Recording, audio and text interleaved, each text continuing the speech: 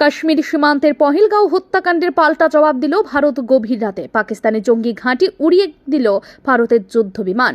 মাসুদ আজহারের ভাই, স্ত্রী, পুত্র সহ নিহত 14 জন। মৃতের সংখ্যা দাঁড়িয়েছে 36 জন। পাকিস্তানের সংবাদ সূত্রে খবর, শুরু হয়েছে কান্নার রোল। যুদ্ধ বিমান সিঁদুর হামলায় দিশেহারা ইসলামাবাদ। এয়ার স্ট্রাইক পাকিস্তান এই হামলা চালায়। মঙ্গলবার গভীর রাতে পাকিস্তানের জঙ্গি ঘাঁটিকে লক্ষ্য করে ক্ষেপণাস্ত্র নিক্ষেপ করল ভারতীয় যুদ্ধ বিমান। গভীর রাতে সকলেই ঘুমিয়েছিল। ক্ষেপণাস্ত্র নিক্ষেপ করতেই শুরু হয়ে যায় দৌড়ঝাঁপ। কে কিভাবে দৌড়ে প্রাণ বাঁচাবে সেই প্রচেষ্টা চলে। এই জঙ্গি ঘাঁটিতেই ছিল মাসুদ আজহারের ভাই ও তার স্ত্রী, পুত্র সহ পরিবারের অন্যান্যরা।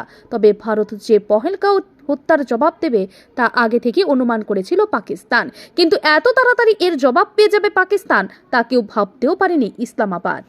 এদিকে কাশ্মীর হত্যাকাণ্ডে জবাব দিতে খুশি ভারতবাসী। তবে এই যুদ্ধের দিকে বিশ্বের অন্যান্য দেশগুলোও তাকিয়ে আছে। যে কোনো সময় এই যুদ্ধ মারাত্মক আকার ধারণ করতে পারে বলেও আশঙ্কা করা হচ্ছে। ইতিমধ্যেই কেন্দ্রীয় সরকার ভারতবাসীকে এই বিষয়ে সতর্ক থাকতে নির্দেশ দিয়েছে। সেই সঙ্গে প্রত্যেক রাজ্যকে যুদ্ধের জন্য প্রস্তুত থাকার পরামর্শ দিয়েছে কেন্দ্র। ত্রিপুরাতেও বুধবার যুদ্ধের মহড়া চলে। ব্যুরো রিপোর্ট, ঋদ্ধি নেটওয়ার্ক।